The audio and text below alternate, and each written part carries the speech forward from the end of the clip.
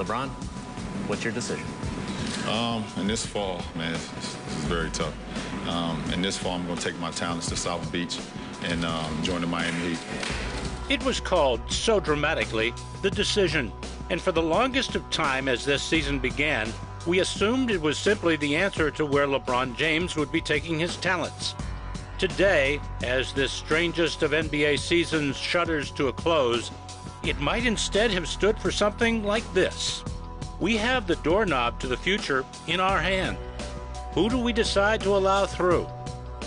This epic journey that began with that overblown evening 9 months ago, we mocked the king for his callow theatrics, and we laughed when the chosen ones called the Heat began the season like a bunch of guys in a Paris roundabout, this way and that, never in tandem. This adventure that began as nearly every season had for a decade, with the Lakers and the Spurs and the Celtics dominating another bewildered flock. Goes right by Jordan, and on the reverse!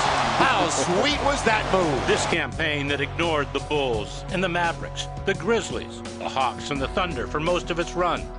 But as old legs grew weary and arms grew short, the overlooked young men of the league began to take their rightful, if shocking, place. Head for Wade. There he goes. Oh! The house of highlights. Wow. When James took his gifts to Miami, so did the talented young Chris Bosh, and they joined Dwayne Wade in a satin shorts version of the Three Musketeers, averaging just 27 years of age. Their second-round playoff counterpart, the Boston Celtics, which had used that same three-superstar formula so successfully for years, trotted out Ray Allen, Paul Pierce, and Kevin Garnett, who averaged 35 years. Case closed, dramatically.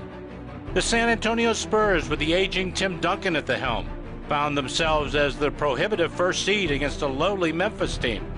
And for only the fourth time in the 28 years of this current playoff system, last didn't just beat first, but humbled them. The Grizzlies, for the first time in franchise history, are in the second round of the NBA playoffs. At least the Lakers, who went 15-1 after the All-Star break and seemed ready for a three-peat, made it to the second round.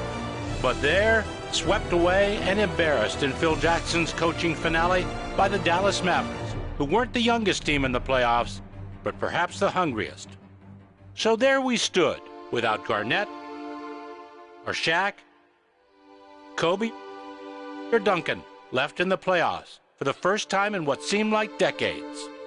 But instead of weeping over the demise of the grand old stars, the NBA celebrated a wealth of baby boomers, the Randolphs and Conleys, the Durants and Westbrooks, the Roses and Noahs, the Jameses and Bosches and Wades, and the Nowitzkis and Kids and Terrys. Oh wait, does that trio belong to this group?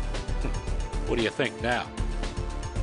For all of the youth, it was the geriatric Mavericks who turned away the destined and captured their first NBA championship, delaying the so-called destiny of South Florida's chosen three, and delivering Dirk Nowitzki to his long-awaited place at the top of the NBA world.